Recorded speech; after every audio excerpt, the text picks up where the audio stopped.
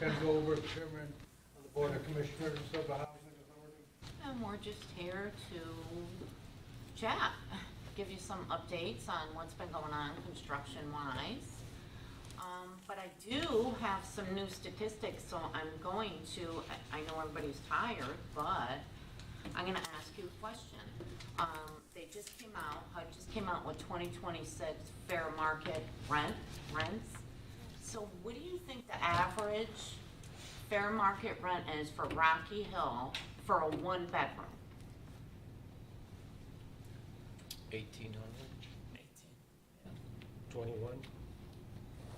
This is one person or two persons? One person. 1,200? 17, 22. You guys, that was very precise. Actually, you guys, that was amazing. For one bedroom, it's $1,840. I'm gonna ask you one more question. What do you think for two, average for two is? Over 2 2,000. bedrooms, so that would be probably 2 people. 23. 22. I'm gonna stay with my 21. Good. 2374. Actually, great job, you guys. It's $2,320 in Rocky Hill. What is our average base rent? Wait a minute. Exclusive of utilities? It didn't say. This was just an initial breakdown, yeah. Utilities included, I wanna let you know, are more. Yeah. We offer heat and hot water at Willow Road site, and, for fair market, it is more.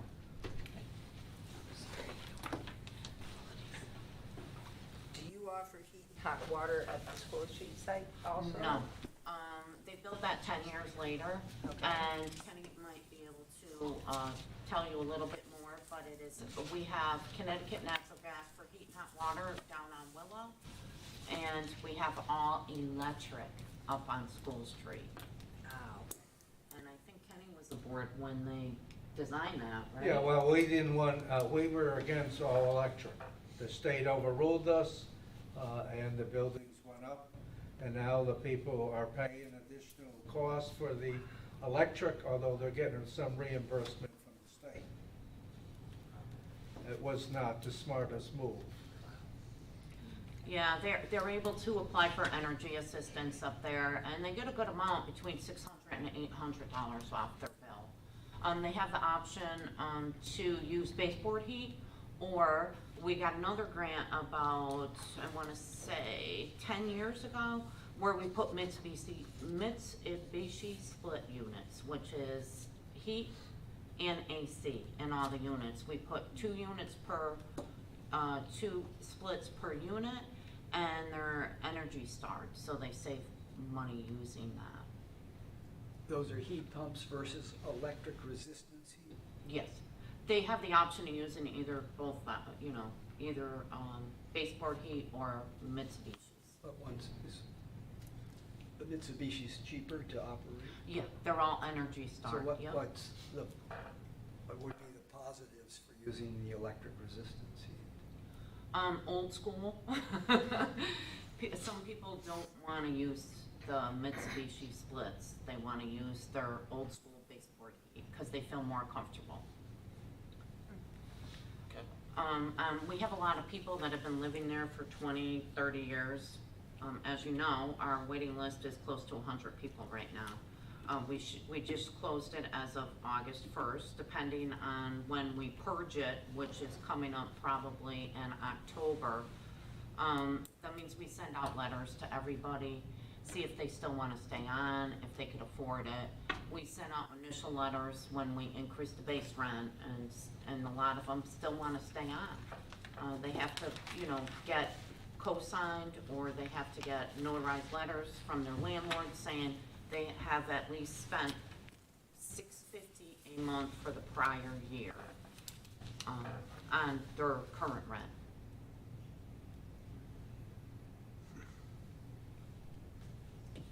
What is the base? $650 now. 650? But Month. we have a lot of people that are grandfathered in. We have people that are at extremely low, So we have people that are still paying, we're only allowed to raise their rent $25 to grandfathered in people, so they're as low as $300. Yeah.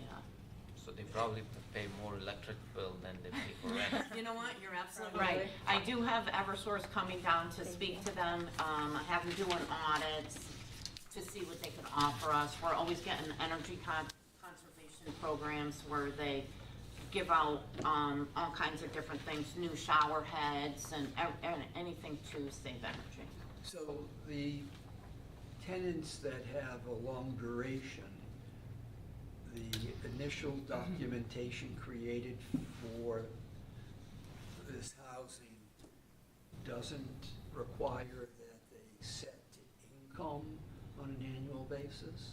No, they do have to set to income, but they are grandfathered in at the very lowest income.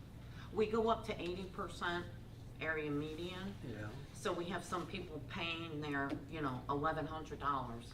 They're able to. Because based on their rent, 32% of their current income. I understand that.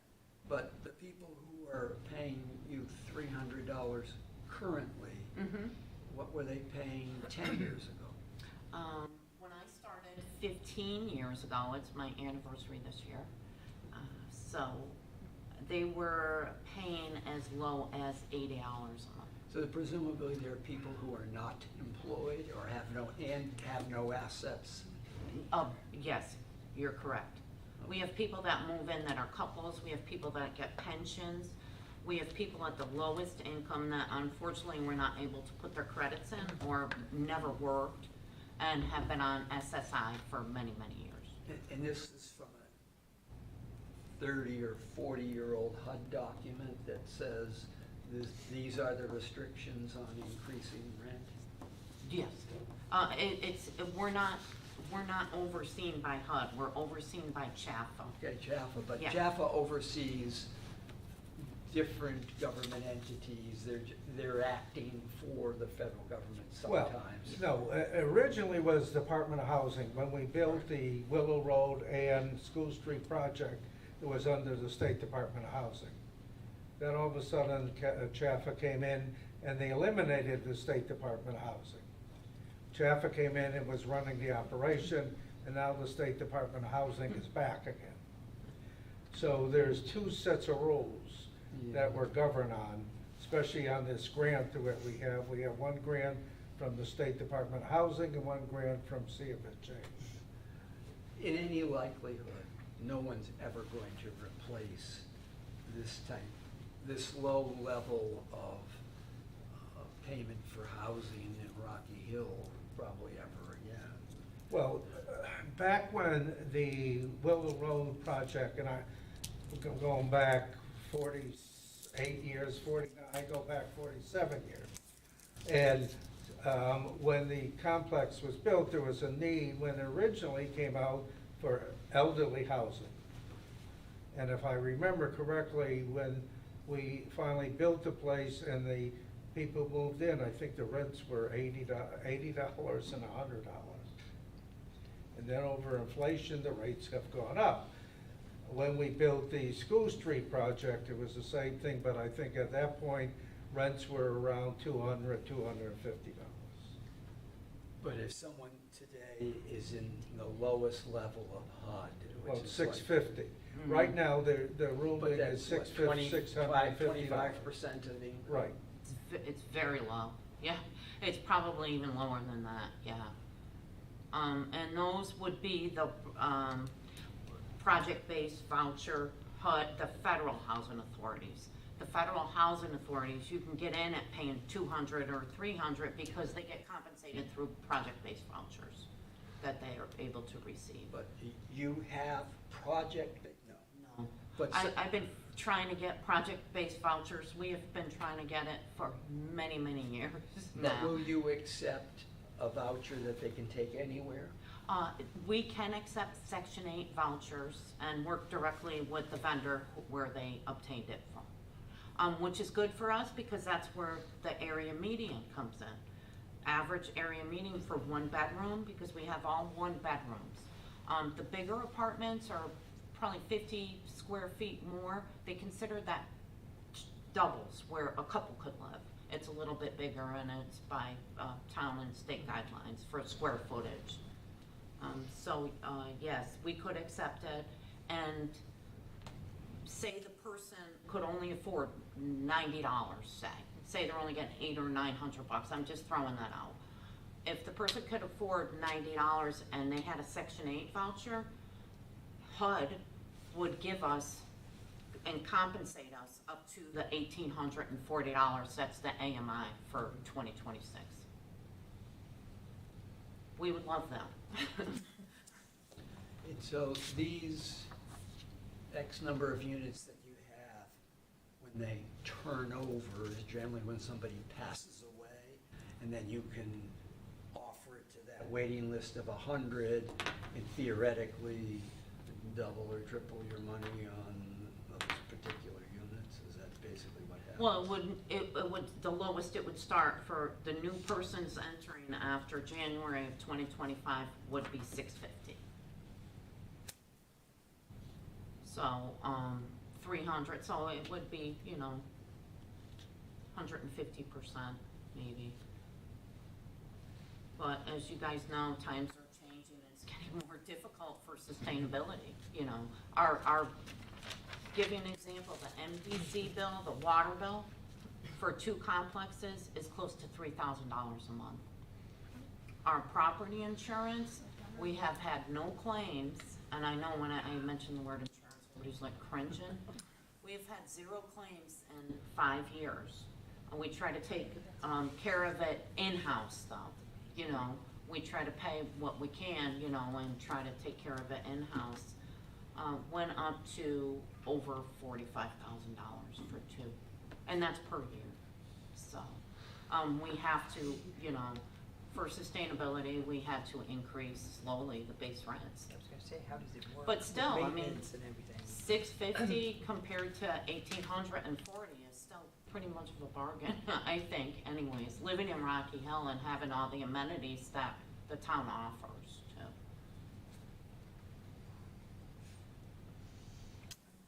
Couple questions, and sorry I was a little tardy, so I don't know if I missed any of this, but so you said the School Street properties are all electric, and we've some of them have been converted to Energy Star and mini splits and stuff. All like of them. that. All of them are. Yeah, now. about 10 Okay. years ago, Ellen, we got, 10, 12 years ago, we got over a $500,000 grant to have To them convert all all those, but they installed. still have baseboards in them, and it's all electric still.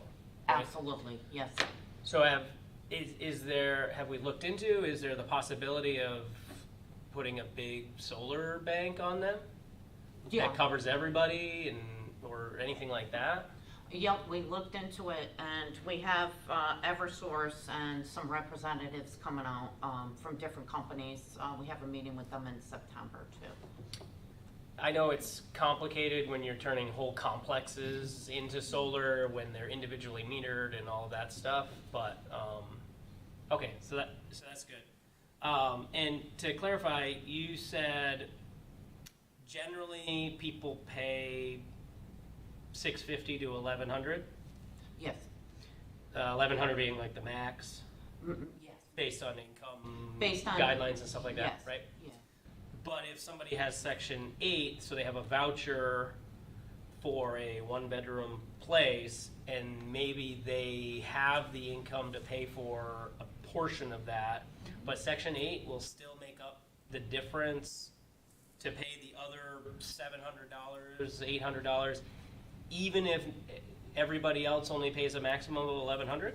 Well, right now, we have people, I don't know if you were here, we talked about it in the beginning, our grandfathered in people that started at $80 Yes, many yep, years yep. ago, they're paying $300 Yeah, there's some now. people that pay $300 and stuff So, now, but so Section absolutely. 8 will pay $1,800 even if everybody else pays like $1,100? Yes, it's an area median, so that Yeah. they base, that's what they would do for a private landlord too. Right. They look at, every town is different. I mean, if you looked at Ledyard, Yeah. they're much lower in AMI, so. I'm familiar with it. I'm Yeah. just surprised that even in the same complex, they would still Mhm. do that. I mean, obviously, it's worth it.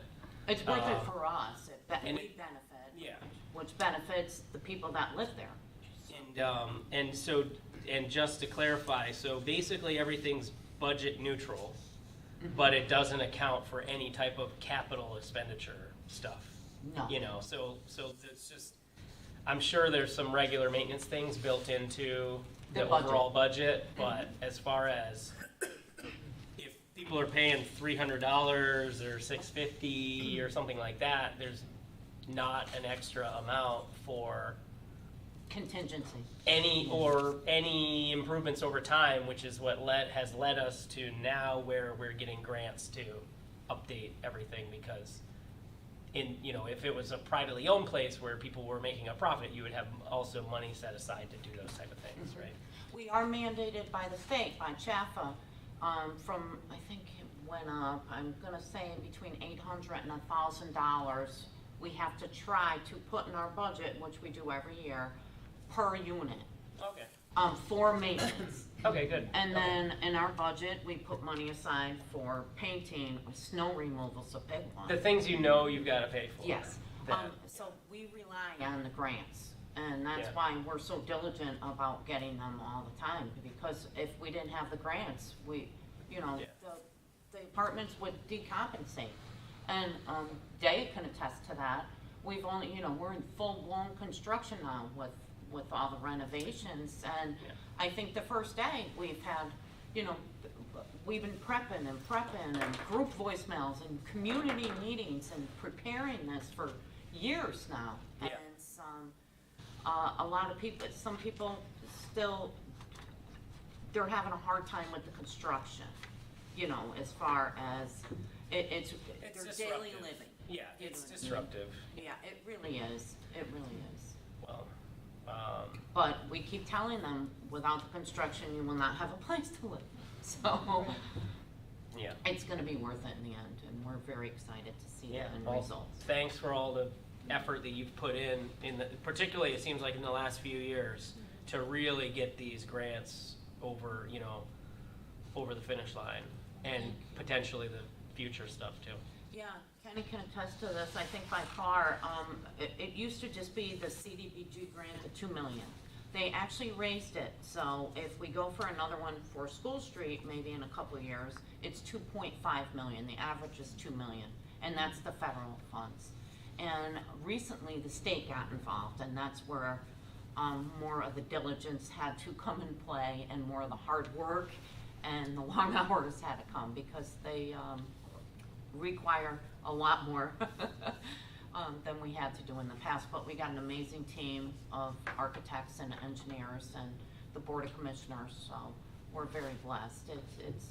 It's gonna be worth it, and it's gonna really upgrade the aesthetics down there where we are too, right near the school. You have a brand new school, why not having a brand new housing authority right next to it? So, So, is there any update? I know there was a feasibility study that was done. Has there been any update post that, or that's still? we were working on a couple things. The study came out amazing, believe it or not. I mean, for the piece of land, it came out really good with all the tests that we did and all the surveys and everything. I just went to a conference, it's called ConNarrow. I'm on the small public housing committee for the state board there too. And it's a 3-day conference at Mohegan, and I go every year. It's amazing, because you network with everybody. You network with public housing and small PHAs, public housing authorities, and HUD, and there's just so many entities in play. And DOH made an announcement that there is $50 million in the state that is ready to get spent for affordable housing. So we haven't, this just happened, I just got back last week, so the conference it started Sunday and it ended Wednesday.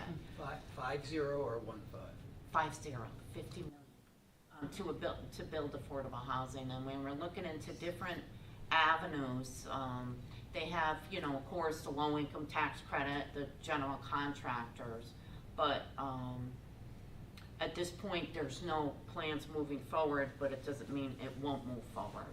We're just looking at our options and trying to get our head above the water with the construction before we do anything else.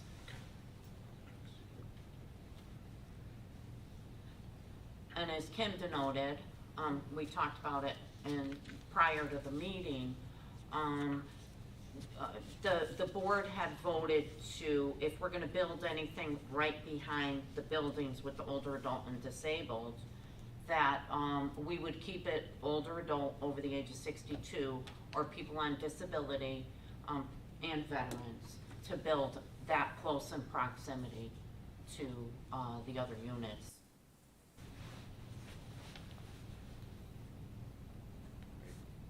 Well, thanks for all the updates. You're welcome. We probably took up a lot of your time. Did All you right, have a if question? I may. This is great Yeah. stuff, though. I want you Oh, to know that I think the work I you're love doing is them. tremendous for our community, thank you. just as a personal comment. Yes. Thank you. Ditto. Well, thanks for having us. We don't want to interrupt your, this here. This is important info. Information and, yeah, We're I always appreciate happy to come back. Like I said, I feel like we were here last year too, and I loved, when you had everybody here, and it was just so nice that night, so I'm looking forward to the next one, you Now, guys. you mentioned the feasibility study. At some point, that will become public, I assume. What will? That feasibility study that's being done on the property, the remaining property, that'll be, You know, it's interesting, we built Willow Road for $400,000. We built School Street for $800,000. To build a similar complex right now, we estimate it's gonna be close to $10 million. Because There's a lot of if we go up to a second floor, third Yeah. floor, we have to put in elevators, and elevators are not cheap. yeah. So. maintenance for elevators too. So therefore, we would have to, we'd have to go up the ladder, and it would be well over the 650 benchmark. Then we have to get procured, then we have to do a whole separate structure for that, you know, for the median, for the area median on that. Because I don't think, you know, when we were looking into this and we were talking about it, and the architect was doing the plans, he got like 40 units. And I remember the state saying, well, why don't we build a 3-story? And I said, then, you know, then we talked about the procurement, we talked about adjusting the rent structure. And then we would probably be, you know, at the same level as the area median at that point, which would be, you know, 1,500, Yeah, 1,800. I mean, they say it's affordable housing, but I've been there 15 years, I don't feel like it's too affordable, you know. And it amazes me, I'm, you know, Kelson Row, I mean, I saw the averages there, and, they're pretty filled now, aren't they? They have a lot of people that, you know, I are, think as they become available, they're full. But just 2 quick questions. When you studied additional units, the piece of land that's across the street, sort of between you and the school, was that a housing authority Mhm. land? Yeah, Yes. yes. And is that included in the, no? no. It's not a no. But it's developable, correct? If you- It is, to a certain extent, yes. There's no utilities going over there. So that was the first question they asked before. They said, how come you didn't pick that one? And there's no utility, there's no utilities going. Plus, it would be right next to the houses, which, you know, we know would cause some Yeah, but some their chaos. utilities are in the street. Yeah, The other thing is, anybody thought about mixed income levels? You know, I know that your goal is to be at the absolute lowest, and you need more revenue in order to make anything work, Mhm. otherwise you're begging for whatever you get. But CHFA does mixed income Mhm. complexes in some ways. Has anybody kind of looked at that? yes, yeah. We work diligently with them. We're always constantly meeting with them, and DOH. But like you said, 50 million, if you take 10 million for one, it gives you 5 projects. The low income tax credit credit is just something that wouldn't be feasible with our income, you know, in a general contractor like that. So, we looked at every avenue, you know, to see how can we make this work? How can we build these and still maintain sustainability on such a low base rent? And it just, at this point, it wasn't workable for us. There's one thing we did do in State Rep Kerry Wood did get a grant for the Veterans Home for the housing in the back. But she's got a $5 million grant, and we toured the facility. It's feasible, but it's gonna cost close to 50, if not more, million to rehab that facility back there. The question is of getting in there without disturbing the Veterans Home and Hospital. There might be a way of doing that also. So we just need some money, you guys. Do you know where we can get it? I have a question, a little bit off subject. We're looking at the possibility of getting the old exit ramp for 291 that hasn't been built on. And I understand that it's possible that the state would just give that property, not to the town. They don't just give. Yeah, there's no such thing as giving Usually with the have to pay state. dearly. I believe you. You must be speaking from experience. But for the housing authority, apparently there's a way for them to gift it. And I don't need an answer right now, but I'd like to know your opinion about whether the housing authority would be interested in obtaining that land to go with affordable housing. Well, we couldn't answer without the board. You can't answer officially, I understand. Me, I'm always go for it, you know what I Well, we mean? looked at that, you know, it's interesting, we did look at that. The question is, it was a process of going through the state of Right. obtaining that land. It's not an easy process. But I agree. we, as the housing authority, would have first refusal on that property, I believe, before the town would. Because we're a governmental agency, a political subdivision of the state, and we have, you know, the dealing with the Department of Housing and CFHA. Because I think what would happen is the town, I think, if the town purchased that or was given to the town, I think there would be something in there about the housing authority taking it over, because we can control the operation and procedures under state regulations. So there's a lot of possibilities. Right, that's good information. Have you guys talked about, like, say, you acquired the land, or we acquired the land and, you know, worked with you? Did you talk about populations? Would it be, you know, families and older adults? Has that ever come on the table I don't here? think we got We that. haven't gotten that far. Oh, okay. We don't want to feel bad about, I don't want to feel bad about asking, being too emotional with it, because there's resistance. And if the town powers, fathers, mothers, whatever, the council, would express an interest in it, I think there's enough energy, and there's obviously not enough money, but you need a point of beginning. The point of beginning is the town's committed to affordable housing. We would work with you or anybody. As you say, there's somebody's thrown a dollar amount, 50 million from the state, but there are federal, there's private people who would do X, Y, Z. It's a lot of work to put it together, because developers get overhead and profit of huge amounts, 25, 30, 40%. Kelson Row, they make their money by having people and the effort to bring all these little pieces together to make it work.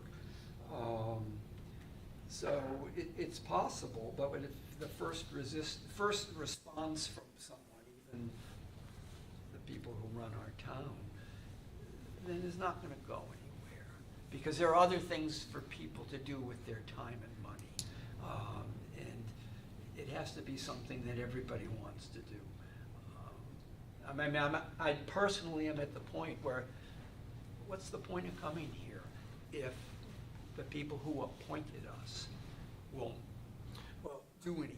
I'm not as fatalistic as you, because I'm getting the feeling that they're definitely in support of what we're trying to do. And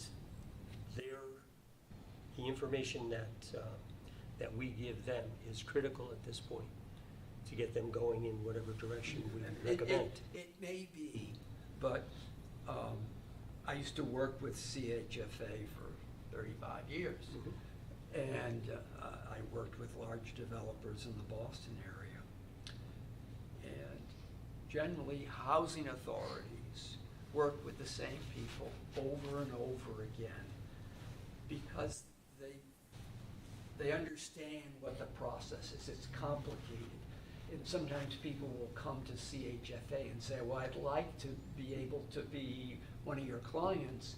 And they'll say, you need to go and talk to this consultant over there because they know how the process works. It's really complicated. It's really a pain in the neck. It takes a long time. It takes resources. But eventually there are rewards. That's why places like Kelson Road get built, is they have a long-term horizon of how it's going to happen. We were created 2 years ago, whatever. From what I understand, and maybe I'm hearing it incorrectly or not in the proper perspective, we've tried to get the town council to respond on certain things. For example, the I-295 land. And it's not been successful. Maybe it will be on September, whatever the date that's We coming up. believe it's gonna be September 15th. Yeah. That's what I was told. Are you Wait, going to the council So just or? stretch your horizon out a little more. Yeah, so, You'll be on our side with it too, on this So- side of the table. Well, I I'm on the think- side of affordable housing. Yeah. Then you're already on this side But of the table. you can carry flags and yell and so on. There's not a lot of people behind here. And the people who sit up there, who control many things that happen in the town, they haven't done anything. My 2 cents. I have just one quick question, and then if we could move on. But just a quick question. I know you can't answer on behalf of the entire board, but if you had the choice between developing the land that you've already looked at through the feasibility study behind the housing authority, or something else off-site, a potential 291 empty land, which would you prefer to make more affordable housing on? I think that's like a basic question about if we already have land that's available, I would think it's easier to just grow what's already there, what's already zoned for that area, what we've already looked at, and know that the neighborhood already supports it, versus trying to acquire something else and then jump through all those hoops for a different area. But what do you think? You've looked at the feasibility study. How feasible is it? It was very feasible, especially but again, then we have to look at all the logistics that are in play. Yeah. As far as changing the programs, changing the income guidelines. Yeah, all that things stuff like set that. aside though. So if that's all set, and I Then isn't it personally, easier to just put something in your backyard than Yeah. up on the other side of town? yeah, and I can only speak for myself Yeah. because I work there. And you're doing it day to day. Yeah, I do it, I would like it in the backyard. And again, the board just, they've talked about it, for a long time now, and they just thought it would flow better if they kept it with the older adult and the disabled population. Because, it would be in their backyard. Yeah. So if they opened up the back door, it would be right there. The buildings would be right there. Maintenance would be easier because it would all be on site. Yeah. There'd be a lot of potential upsides. What's the for size of being that there. property? Altogether, No, it's- the open space. Oh, Well, there's also privately owned space behind there too. yes. so It borders Yeah, it How- borders some other residential, private, which could yeah. be Oh, okay. potential other space. So there's also a stigma in town, whether or not people want to call it, maybe that's not the right word, the east versus the west. I think we all know that, right? So I see this as the opportunity to take advantage of what you already have and build it up. But I think we also need to do something on the other side of town. And so that development is further west, right? It's not west. But I think that affordability should be, you know, throughout the town, not just in this corner, but you have a head start. You know, because you have the land, people know who you are, and people like it there. So, but I think we also have to, you know, look outside of that. I don't know how many miles the town is, but you know what, we have a lot of space. 13.8. Thank you. Oh my goodness. Not a that lot, was not a lot awesome. left though. I was gonna go with 15, that's impressive. I should have called you when I was doing the statistics Yeah. in the writing portion of the grant. So, I had to look that's it it. all up. But that, you make a good point. Yeah, I don't wanna put all of our eggs in one basket, I mean, we're at the point wherever we can get land. Geographic diversity is. Yes, we need to Beneficial factor too. that in, Yeah. but we have a head start with what you've done, because you're proven, the Mm-hmm. land is there, you have a waiting list of 100, that like blows my mind. And again, we open it and close it every 3 months because it gets overwhelming I to the can't point imagine. where, we just had a couple people move out and they didn't pass away. They had to go to, residential care. They just couldn't live independently. We allow caregivers to move in. Some people have live-ins for 24 hours. I mean, you know, so they're able to do that. And they had been living, so we never have 2 empties at once. And they were long-term residents. We had somebody that moved out and she had lived here 32 years and she just vacated today. So it was very difficult for her. But they're few and far in between. I think probably 6 months ago I had 1 empty up on School Street. So that's why, you know, people are there for life. Or until they can't live independently. So the waiting list does move, so, but like I said, we purge it every year, so we lose a lot of people in the process. They forget to change their address, so I send them a letter, it gets sent back. They get removed from the waiting list. There's certain people I've called twice, 3 times, 3 strikes, and unfortunately they're off the waiting list. So we do have limits that we set down there too. Still going by the state and federal guidelines. There was a question asked, I think, at the last meeting. We're just curious if you were working with a consultant. Did we ask that? Oh, for the new, possible new build For or, the construction, yeah. or the renovations? The renovation. Oh, yeah. Yeah, we're We just have a great curious team. who it was, yeah. We have A&E Services who is consulting. Okay. And they're working with the town of Rocky Hill. Great. The town of Rocky Hill is who first hired them. Okay. Because you gotta remember, we got 2 pots of money, federal and state. Right. So the federal money goes to the town, and they manage that, because that's the rules. If HUD's gonna give us federal funds, it can't go directly to a housing authority, it has to go to the municipality.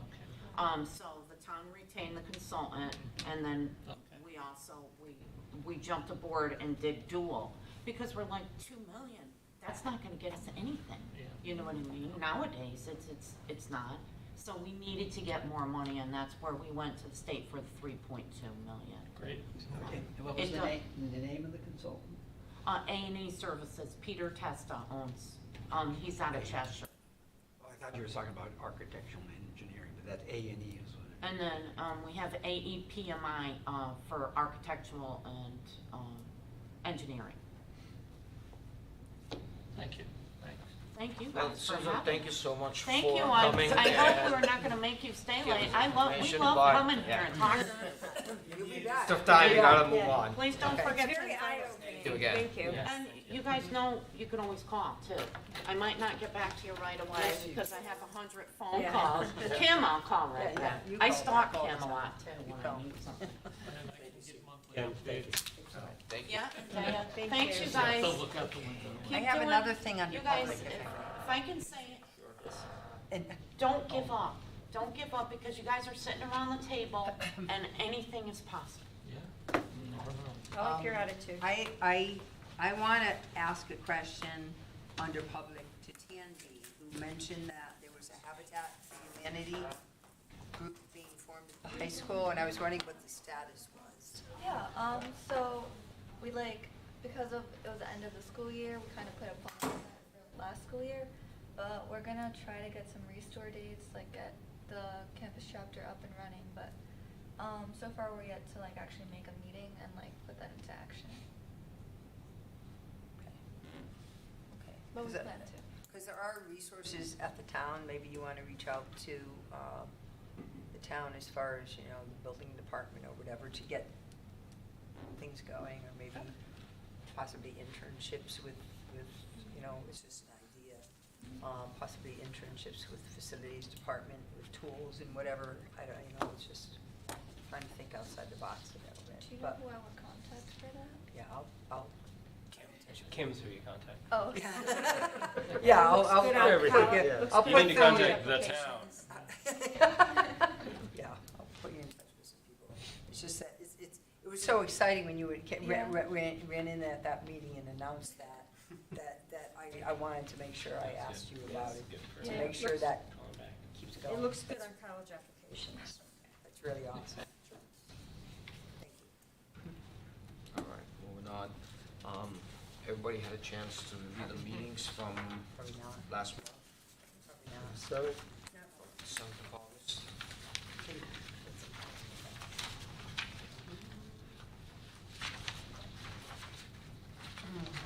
Can we have a motion to approve?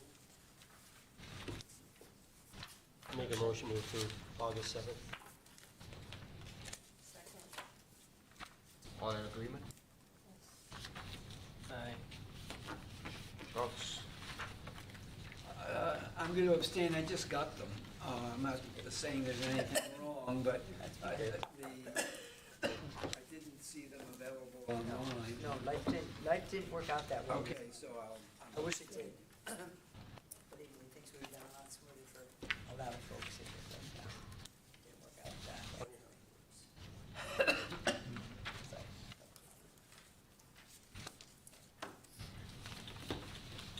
So, moving on, number 4, status update on the affordable housing legislation, formerly HB 5002.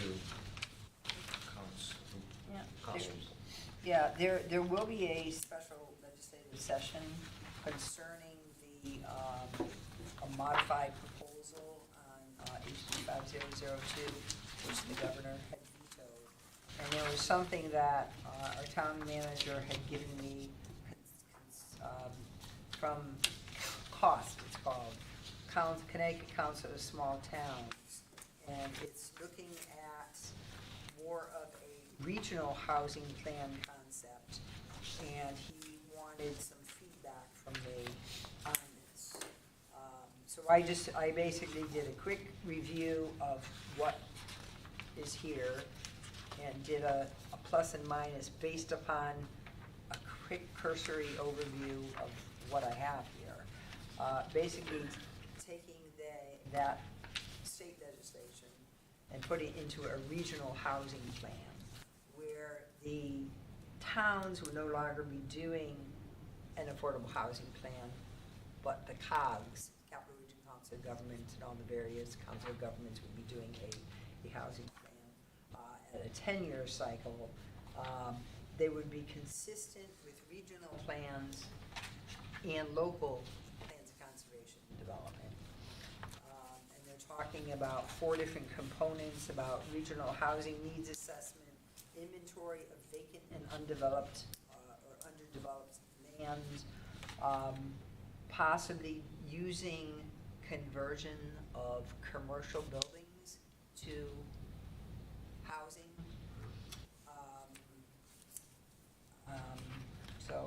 Regional land banks, TIP districts, tax increment finance districts, using brownfields and greenfields funding for housing opportunities, a regional housing advisory committee, creating that where each town in a region would have a representative to talk about affordable housing and housing in general, because we do need housing. They would provide technical assistance programs for member communities. They talked about establishing a regional fair rent commission. Many municipalities do not have a fair rent commission. We do. We have a fair rent commission. They had more recently been fairly active, but for a while hasn't been. But they've been rather active as of late. So, but I was asked to provide comments on some of these things, because they were talking about the incentive approach. What are the incentives? That was one of my questions. How is how are incentives going to be provided? Is it going to be a state or town incentive for affordable housing? There could be some zoning concessions. Will there be if the units are 60% AMI or less? There have been studies done by Goldman York with Don Poland, as I think that's my next comment. The greatest need for affordability is for 60% area median income and less.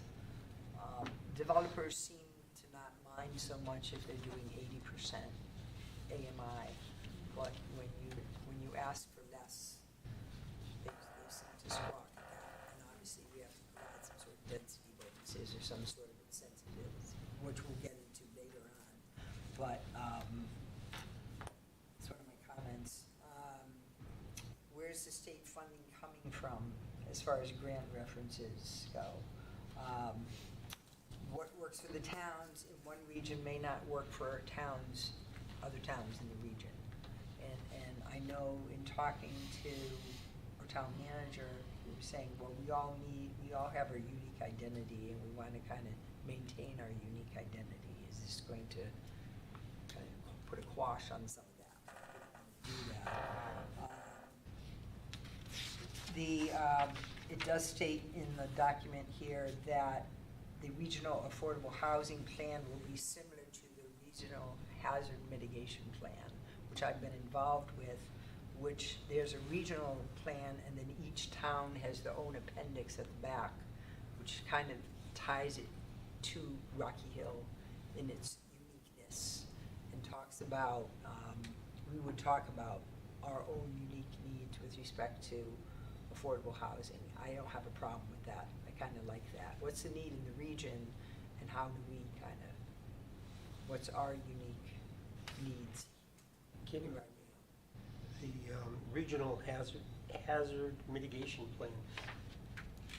It's that similar seems to be- that. It's a Although similar. it may be similar, it seems to be focused on Yeah, an issue. but, yeah, that's, it's set up similarly to the regional hazard mitigation plan, that's why I put that in there. Oh, just in Where you design? have, yeah, Okay. just in design, in that, you're talking about the region as a whole, but then each municipality in the region has their own, like, little mini plan at the back of the document. So it's for independent. housing, that might be something like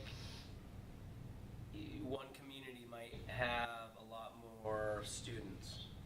Like, Yeah, maybe like there's New a Britain. college, like New Britain Yeah, has a lot New Britain, more students that Middletown, might yeah. need affordable housing versus Rocky Hill doesn't necessarily have like people, college students Right. that needs different housing needs, but might have something else instead. That might be the regional differences. Yeah, or we may, Just as an example. some communities have more vacant land, some communities have more vacant buildings that they may want to convert. Well, that doesn't necessarily change the need, that might change Yeah. the tactic or strategy, but the Yeah. needs, that doesn't necessarily change that part of it. Yeah, but the plan, each municipality will have their own appendix geared towards that town. I like that. You may have a town with more, maybe they have more agricultural businesses that would have different housing needs or type of industries or something like that. Yeah. Yeah, so, they're looking at that. Elimination of mandates. This eliminates the mandates. Under House Bill 5002, they wanted to eliminate parking requirements, saying there are no parking requirements. You Right. did something and there's no parking requirements. We can't enforce parking requirements. We can't even dictate parking requirements. So this is what they wanted to do. This new proposal would eliminate that. So we can have parking requirements. They eliminate the conversion of commercial space to residential as a right. So you can't just take a vacant office building and convert it to residential, just here, it's as of right use. You can So still- you could just do it. Well, yeah, but so like right now, you could There's a still process. come and you can say, I want to convert this, and Yes. the town approves it, And but. there would be a process to go through, whereas under that House bill that they vetoed, it could have just been, you walk in the door and say, here's my permit, I'm gonna take and convert this building. Yeah. But presumably, all the health code, fire code, building code issues still, all those requirements are still in place. Correct. Yeah, yeah. So, we do like the fact that there would be regional technical assistance, model regulations, streamlining the process, grant applications. The regional housing need assessment certainly is a plus. We don't know what setting aside municipal targets means.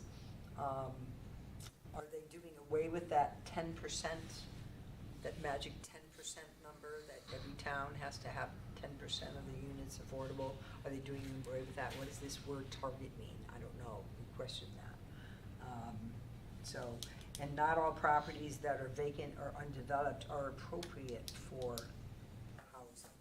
They might not be in proximity to services or transit. So not all properties lend itself to housing, so. But this is coming up in the next special session, so.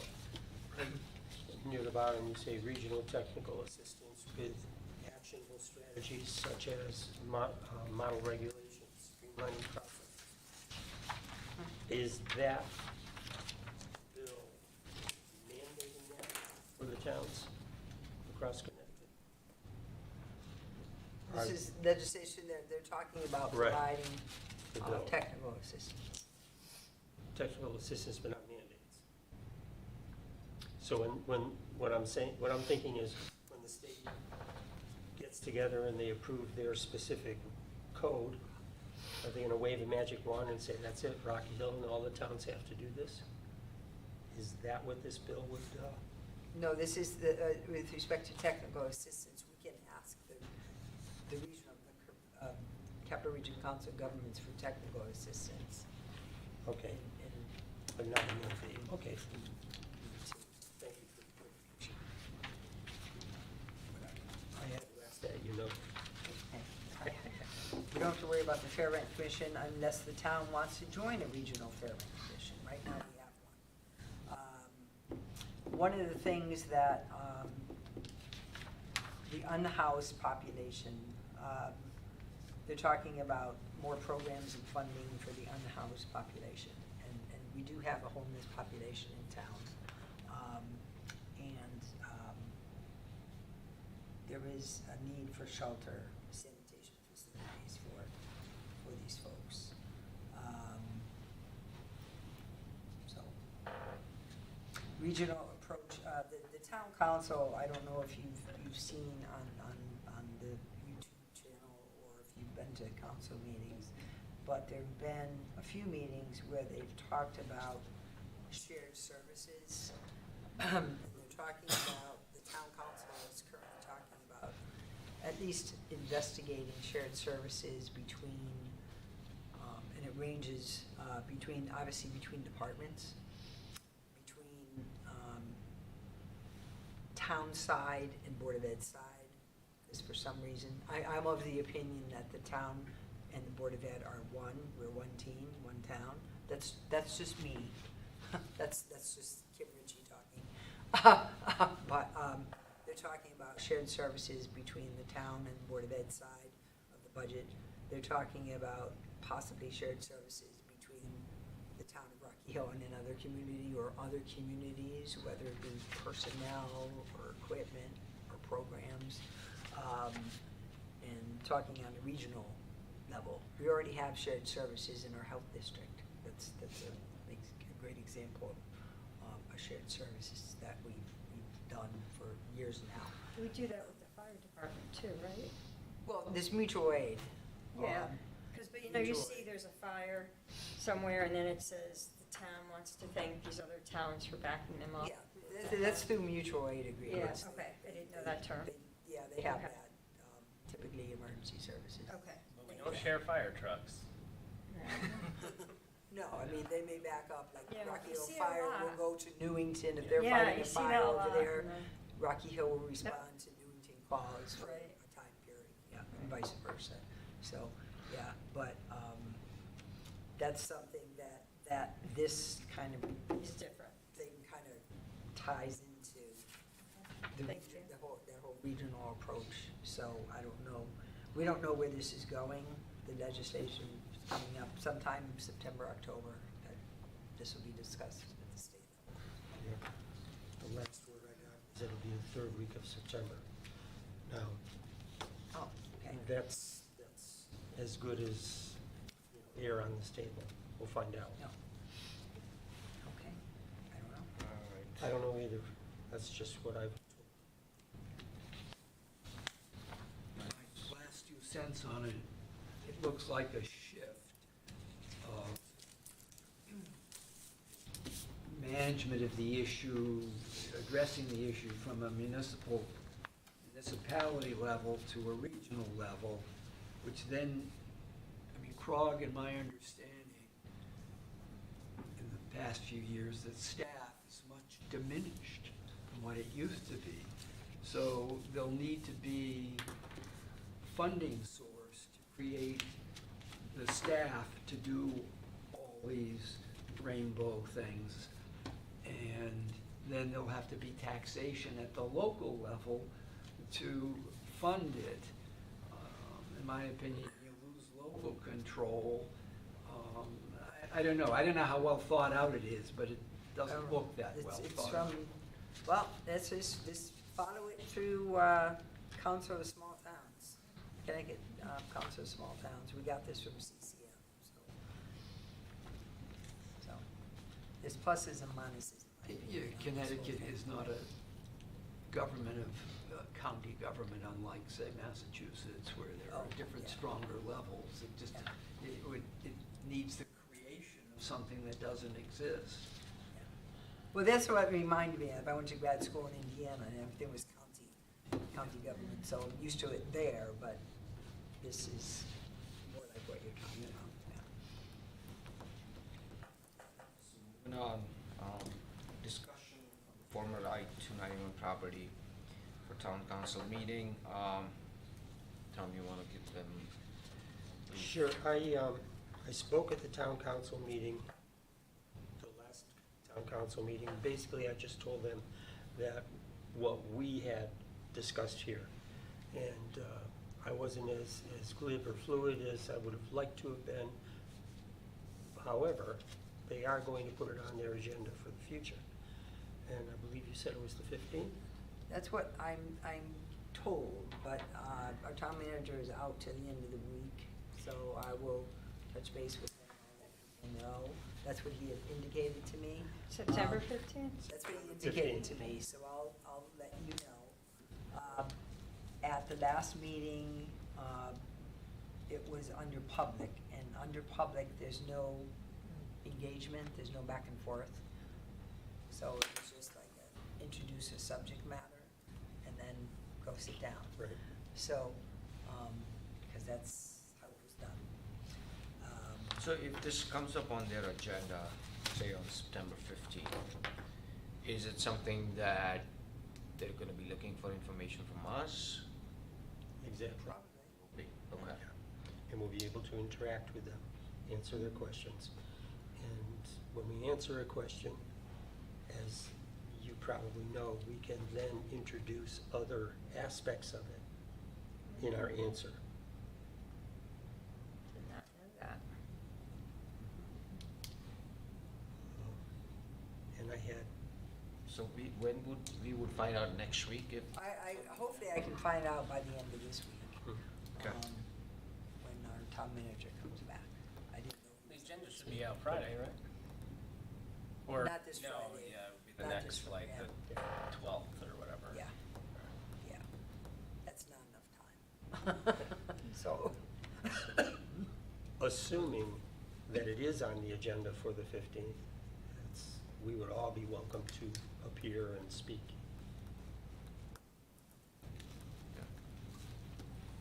I'll be here. yeah, but I mean, we do need more than just, I mean, I know originally this group wanted it basically as a placeholder to say, hey, we might be interested in this. Don't let it, like, fall along the wayside. But there really should be more information we can come at them with. Maybe getting in touch with Carrie, and I know that we had met with Carrie before. But, I recommend, and I propose, that we get a hold of Carrie and ask her to give us a document or something in writing of the process on how we can track this land, how we can acquire it. Because I'm getting a lot of mixed information from different reputable sources.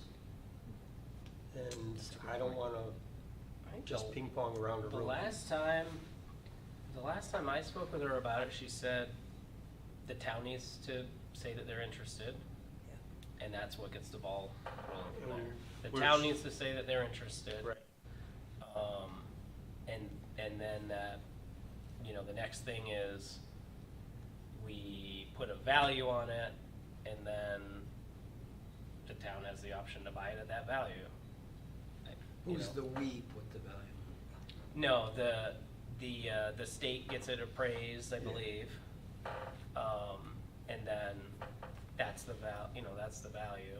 And now, the question would be if we could get it for no cost, but I would think to get it for no cost, we would have to have the plans for what it was going to be. They're not gonna say, oh, you want this? Here, take it, No, and that's why, do we want to reach out to some developers that have, experience with affordable housing and get them in to talk to us about, what's involved, and would they be willing to come and talk to us? Do we have time to have that? Not before Yeah. this, not before then, by all means. I think that it's a good idea to go to the town council of Rocky Hill about this property. I don't think we're sufficiently prepared. If the one step is to have contact with the state rep who's been involved and knowledgeable, currently obtaining funds for different things, that's great. And we should accommodate her schedule. You're busy with what you're doing in an upcoming event. If we don't do it for 60 days or 160 days, the time, in my opinion, is less of an issue than we think this can work in the following way. And just they need an appraisal, that's part of state law. But there's state law, and then there's the application of state law with exceptions. If you ever read any state law, it has a lot of ability to apply or not apply. And this is, I think, significant enough. My experience, which is older now, is that the state can waive or use verbs in a way in which they say, okay, we have to pay for this land, but you can pay for it with a loan from the state, which is a forgivable. Or what other words, non-enforceable if you achieve the public policy goal. So what I don't want to see happen here is that we charge up the hill with all the pretty banners and so on, and someone says, no, because you have to do this. And they may be informed, but maybe not. It is a really complicated matter that requires at least two elements. One, the knowledge of the simple legal, procedural, administrative steps. And the other is the fortitude to just keep on going and saying, I know you're saying no, but that no doesn't apply here. Because, just look around. The town of Rocky Hill is an example of giving, you can pick the number, whether it's 10 million or 20 million to a developer because the town wanted that site to be developed. They wanted a direction for the town, absent a stream of income for the people who were living there to pay for that. And a decision was made to do that. So it's really, really complicated, and try to create an artificial deadline to go to the council. I don't, and it's an election year for the council. I just think that if the Rocky Hill Affordable Housing Committee wants to do this, then let's invest the effort, the time to do what it is. What do you need, Tom? What do you need? You guys are closest to the powers that exist. What do you think they need in order to receive an effective argument from us? I think what we should do, if I may. Sure. I think what we should do is get in writing something from Carrie saying, these are the next steps. And to accomplish that, we need something from the council giving us permission to do this, stating your interest. That's our next step, nothing beyond that. Once we get beyond that, then Carrie will come back and say, okay, this is what I found, this is what we can do, this is a possibility, this is pie in the sky. Then we, as a board, can start looking for grants. We're gonna need grants to test it anyway, right? You know that. For many, many things. Exactly. So, in my opinion, what we should do is ask the council to send a letter to Carrie Wood and expressing the town's interest in the property. Why don't I call her? I can call her tomorrow and just chat with her. Yeah. Should we vote on that? If that's what the town council wants, Well, that's what the still process don't is. really have Yes. direction from them yet, I think. Well, yeah, okay. She And knows that the that's town what I council was doesn't hoping know Monday it. would be Right. for, is so we could get some answer on the 15th to find out if they want us to pursue this. So, I mean, the town council in the past has said no. right. To, yeah, to my recollection, and I was just looking to see if I had it in writing, was when I brought this up, I think it was either myself or it was forwarded from you, maybe Kim or something like Yeah. that. We said, hey, what do we need to do this? And Carrie's brief response was, we did this once before. We need something from the town saying that they want it. The last time we got them a dollar amount and the town said, no, we don't want to spend the money. Right. And that's where it stopped. Right. And that's reasonable. Right. So I think it was just a matter of we want to see if we need something from the town council that says we want to pursue this. I think that's like the next. Right, I mean, because we could always, I'm sorry. scale it down, our pie in the sky, scale it down to get Right. the approval. We need the council to appreciate the need. I don't want to skip the step of having something from Carrie. Yeah, Not just- I Not agree. just verbal. No, I agree. Because we're beyond the point where we can just do verbal. Great. Is that something like you want others on the call, or you want to just talk to Kerry one-on-one tomorrow? I'm just gonna pick up the phone and call her. Okay. Yeah. Yeah, I mean, I'm available if you Okay, need to loop me in, okay. yeah, for the call or for anything else. Good. Thank you.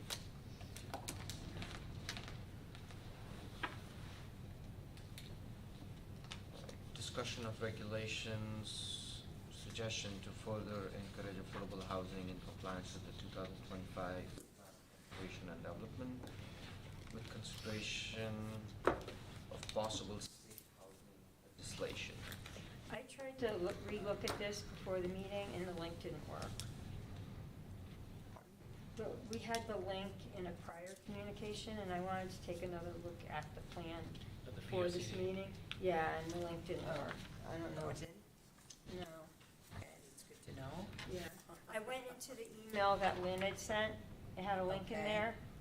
I assume that was, I can go back and, I'm not gonna do this now, but, like I said, I wanted to take another look at it. Well, keep in mind, now the town of Rocky Hill has completed their plan of conservation and development. And what needs to happen now is a complete rewrite of the zoning regulations. The P and Z has not started that process as of yet. They will be doing that. We have in our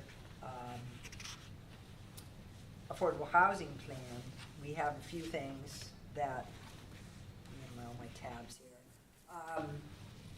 They talk about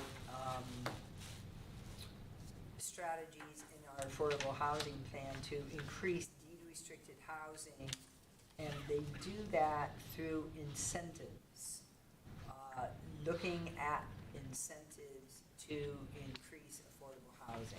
Obviously, if developers are building affordable housing, and I didn't put together draft regulations for this meeting, but these are the types of things we need to talk about with planning and zoning, when they start doing their regulations, is removing some of the impediments. So, provide higher density.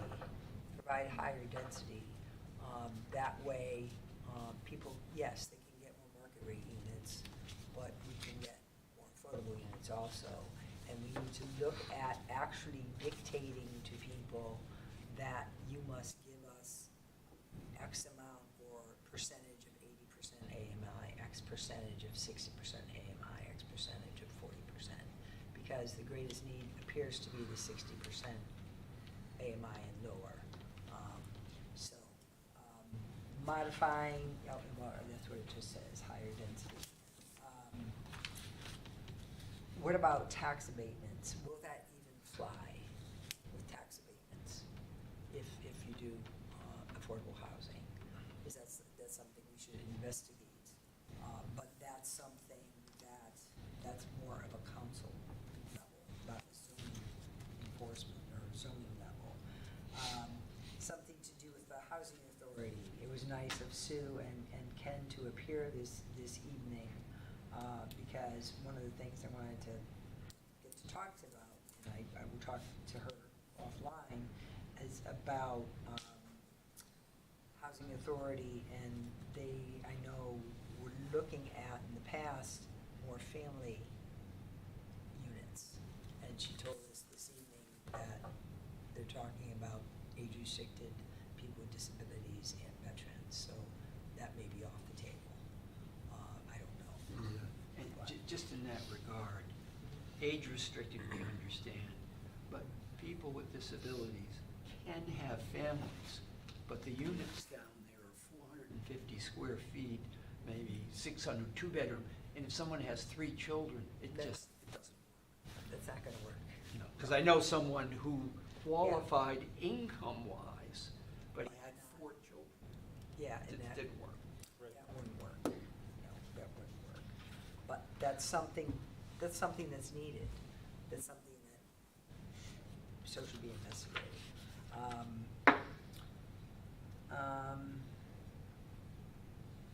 That's not for now, because we're talking regulations. I have all these things tabbed on things we should be doing, but they're tabbed for other reasons.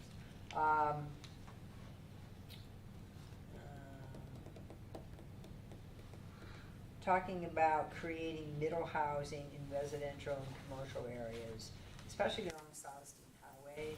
When I say middle housing, I'm talking about maybe like 2 to 10 units of residential, tied together.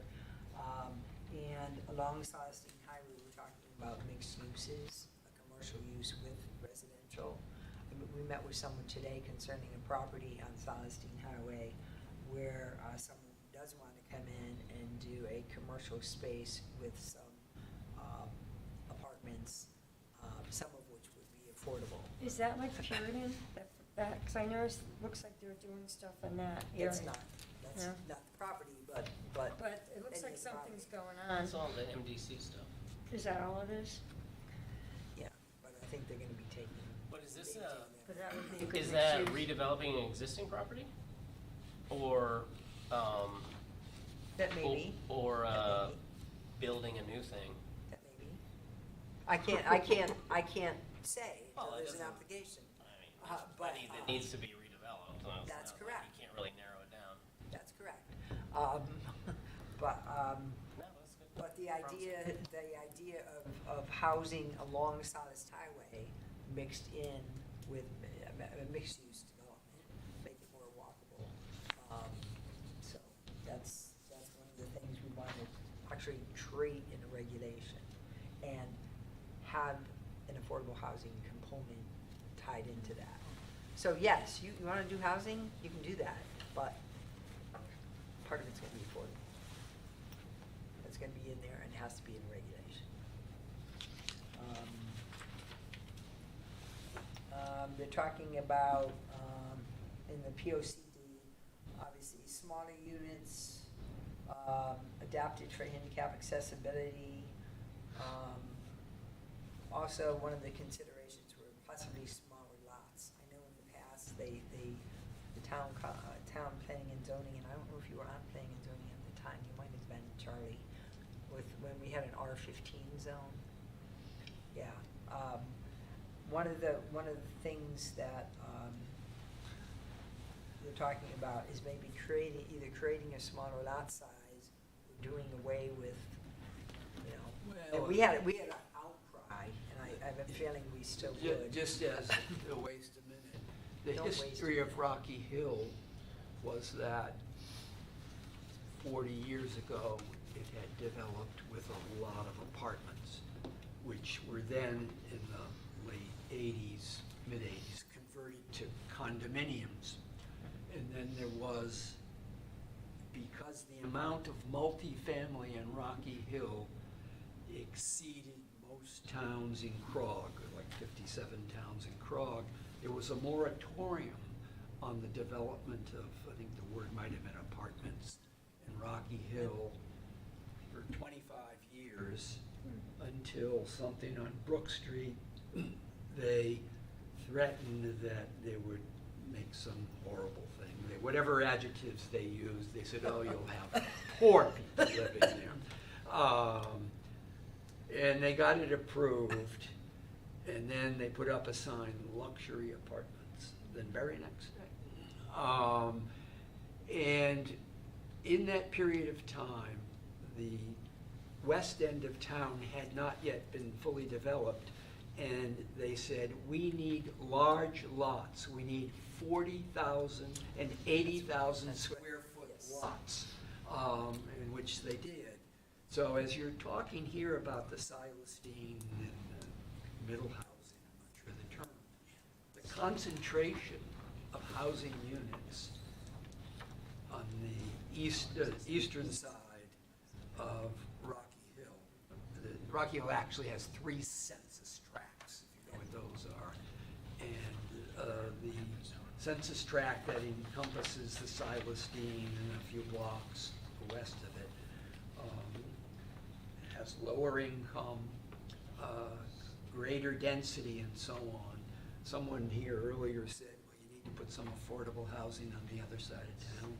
I think that's less of an issue. I think having affordable housing is important, but we already have a pretty good concentration of density, if you look at it, on this side of town, and especially if you take away the meadows and so on.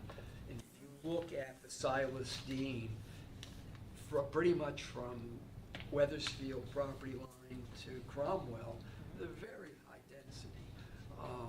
What all that means, I don't know. It's just that as things have changed over the decades here, the desirability of what we want changes.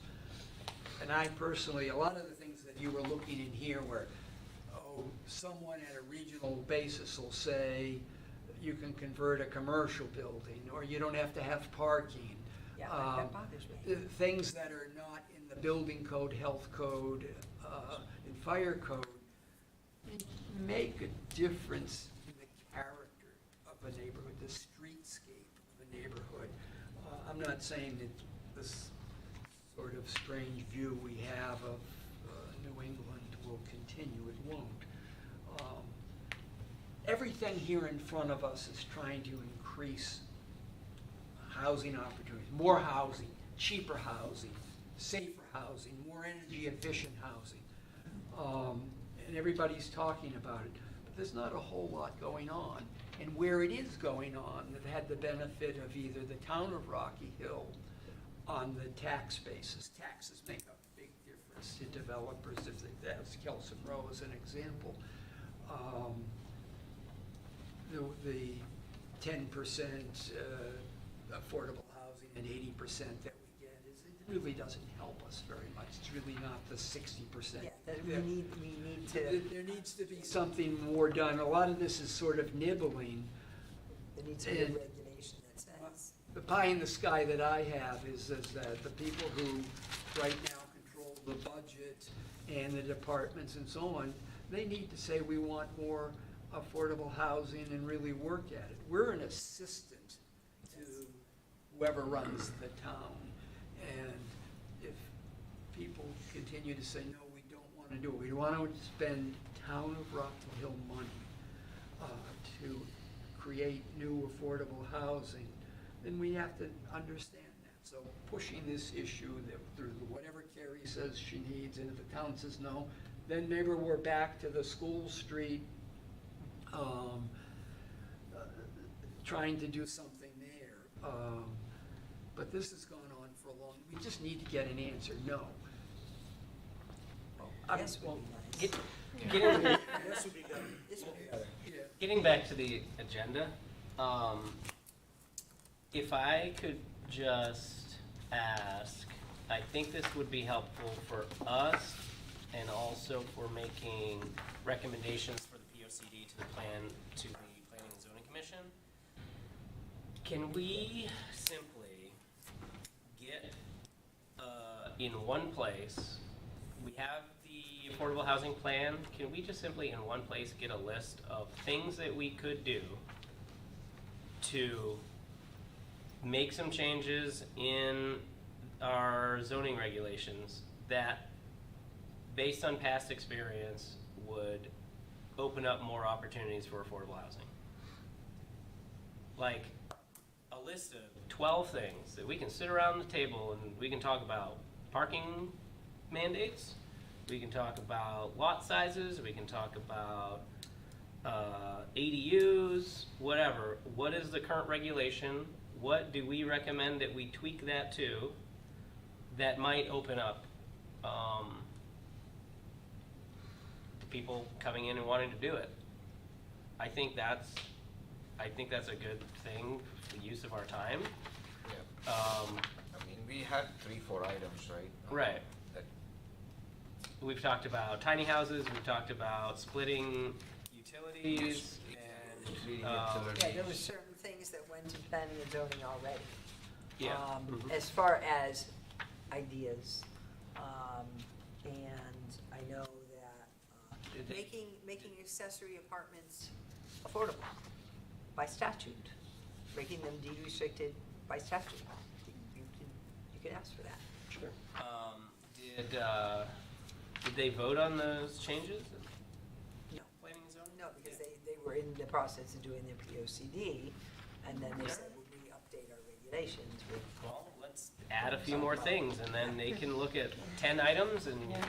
yay or nay, and Why don't we invite the Progress. chair of planning and zoning to one of our meetings?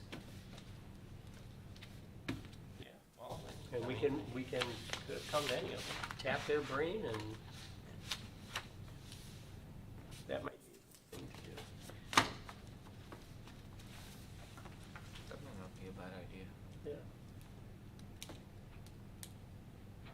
I mean, I like the idea that give them, here's This here's is 10 things. This is the regulation right now. It says you must, for every, I don't, the regulation's probably like this thick, right?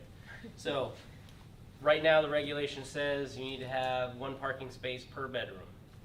That's per state guidelines. Right. I'm just saying Yeah. as an example. This zone is restricted to this size property.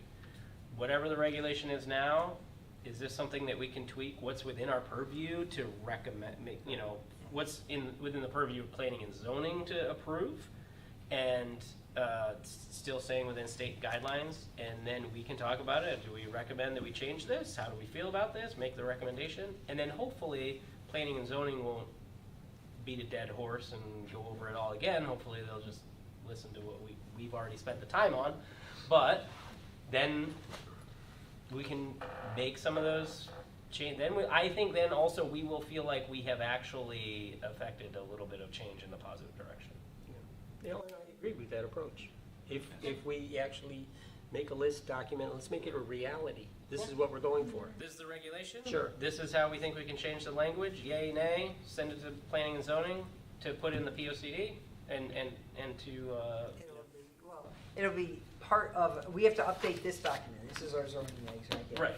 And we have to, Okay. that entire document needs to be updated. So, based upon our POCD. Right. So here's the things that we want to add in to that, those changes that go in the zoning regs. And that which I was going through as far as middle housing, Yeah. as far as the tiny houses. Your- That's part of it your as well. 50 That's all. tabs in Yeah, the yeah, well, zoning. yeah, Yeah. exactly. So I'm saying That's just what give us we a have list, to. we'll go one by one. Yeah. I think that'd be a good What are you gonna say? agenda item. What are you gonna say? I would suggest that He had a former someone P and Z on member. that side of the table approach the Belfonte group and say, I'm a representative of the Rocky Hill Affordable Housing Committee, and we're trying to increase the amount of housing and affordable housing in Rocky Hill. Would you please come and meet with us? Because they're building housing. They work with CHFA. They build affordable housing. They build housing that's not identified as affordable. They're here in Rocky Hill. They're dealing with labor, materials, capital. And they may just crush our idea of having it, but I think, some of the questions I sort of hear that the council has, well, who would do it, and, blah, blah, blah. If it just comes down to the expertise and understanding the cost side, then of course there's the revenue side. But I suspect if you ask people associated with Belfonte, if we want to build affordable housing, and clearly it's going to be small and somewhat less adorned and so on, or maybe not, they're the people who are going to tell us in our own town. And if I think that would be helpful. The other sort of parallel to that is the vessel is not building at the moment. The vessel was 90 or so units off of Brook Street, whatever that. Enterprise Drive. Yeah, and they have an issue that I guess has been unresolved, and I believe statewide the fire marshals are trying to sort out. And that's the concept of somewhat pre-constructed units brought and stacked, and there are a lot of sort of new initiatives. It's a newer technology. How can we have less expensive housing? They're small, they're 450 square feet, and so on. And there's another group to talk to find out what's going on, because we're trying to get to the point where there's a Belfonte of affordable housing. We're not going to go do it ourselves. Somebody would have to be engaged, and they're presently engaged from the beginning of the process to the end of the process. People live there now, and they took a contaminated piece of, and they had state help through Carrie Zapser, predecessor. Everything's parallel to what we think we're talking about. Why not ask them to come? Someone across the All right. table would be me. Someone Not- across the table. Not No, but at least I think, let's, for the next month's agenda, right, let's put in I had already moved, yeah, I already had moved to agenda item 8. Any suggestions? any other business? Agenda item suggestions? One more item. So we're, okay, so we're on, okay. On 6, I think we might be skipping over that. Just, if someone can check to see if they can open that link. Yeah, You the and link- Yeah, the I link wanna, didn't I work. wanna, I think the link's dead. Yeah, really? I showed it to Alan. Yeah, we tried it. Yeah.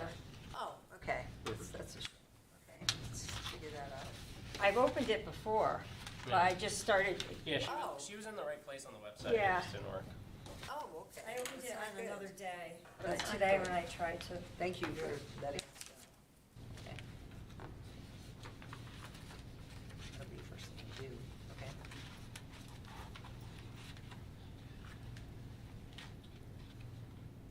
Any other business? I want to ask him,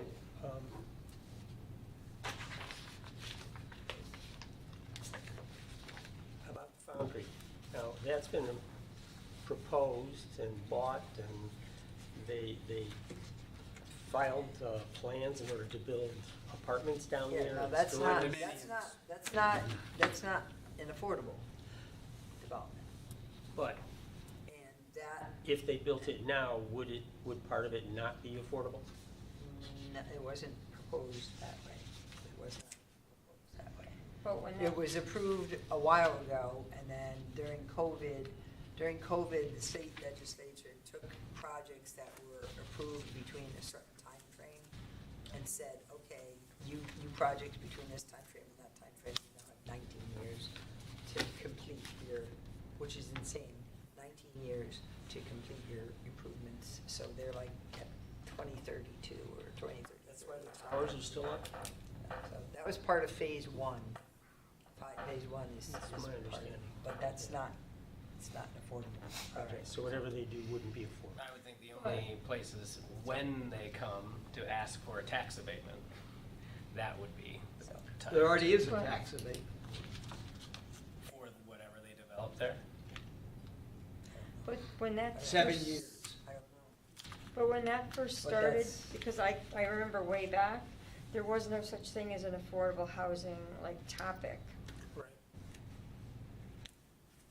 But once they're approved, I mean, we don't have another, planning and zoning doesn't say, okay, come on back in. Got it. Because you're gonna owe us affordable units. We Got can't it. do that. So. That's a whole other rabbit hole. Okay, for I us to wasn't go aware, down. sorry.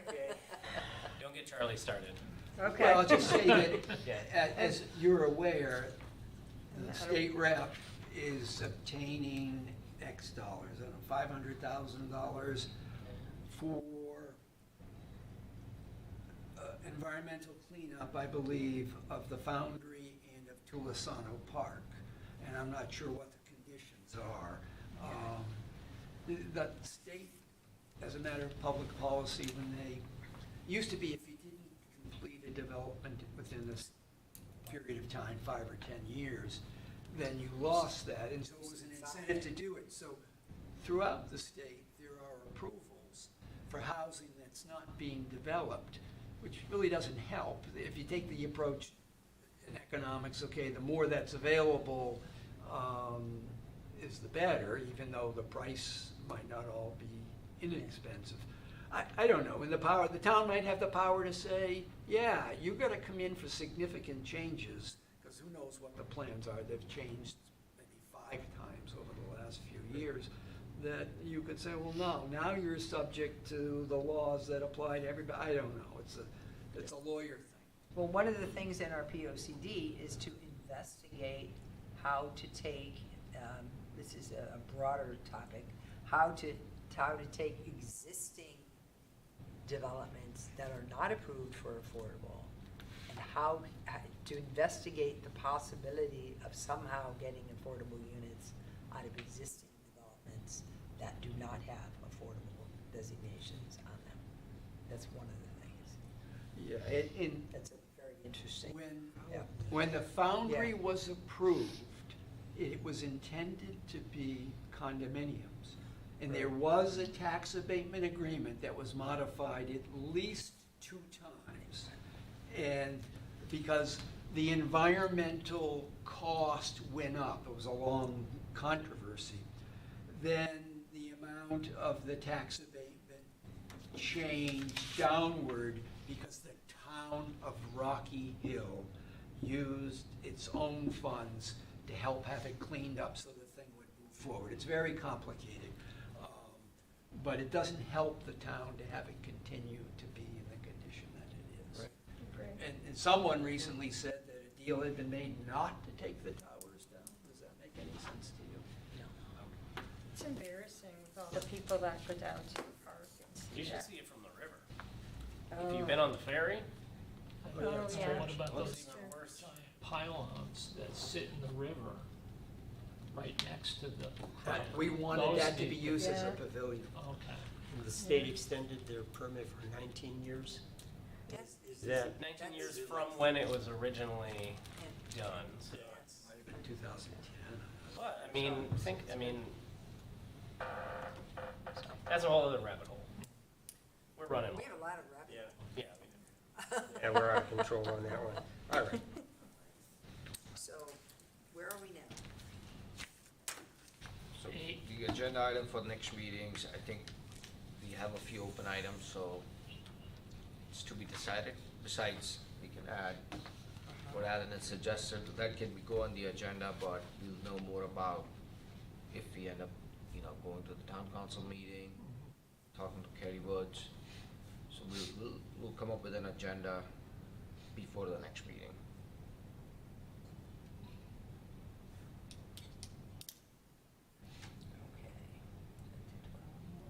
Motion to adjourn? Motion. Second. All in agreement? Third. Keith, Good. good night. I had to spin a little bit. The towers, You're in a hurry. storage towers. yeah.